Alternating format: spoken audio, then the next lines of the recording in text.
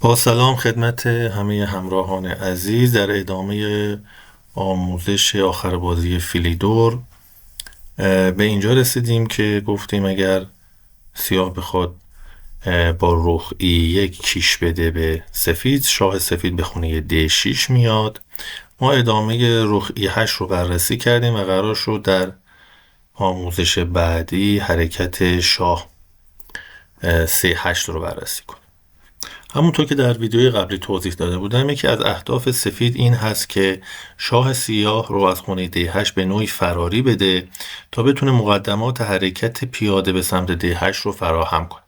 بنابراین سفید بعد از حرکت شاه C8 رخ H8 کیش میده، شاه میاد B7.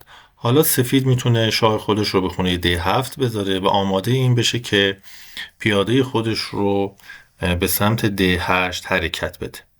یکی از طرح‌هایی که برای سیاه میشه متصور شد اینجا این هست که سیاه شاه خودش رو به J1 میاره تا بعد از اینکه سفید حرکت پیاده به D6 رو انجام داد بتونه در خونه J7 به شاه سفید کیش بده.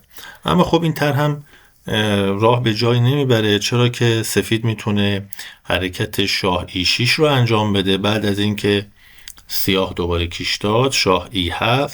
حالا اگر سیاه دوباره کیش بده، سفید شاه F6 میکنه و این امکان رو از سیاه میگیره.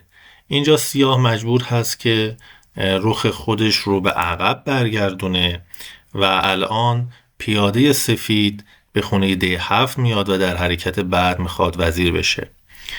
اینجا حرکت شاه C7 کمکی نمیکنه، چون طبیعتاً پیاده وزیر خواهد شد و در صورتی که رخ بخواد بیاد به خونه D1، بعد از اینکه پیاده به وزارت رسید مجبور رخ خودش رو با پیاده تعویض بکنه و سفید برنده بازی هست. اجازه بدین برگردیم به این قسمت از بازی، جایی که سیاه رخ خودش رو گذاشت J1 و بعد به J7 برد تا به شاه سفید کیش بده. اگر رخ خودش رو به خونه D1 میذاشت، اون موقع ادامه بازی به چه شکلی میشد؟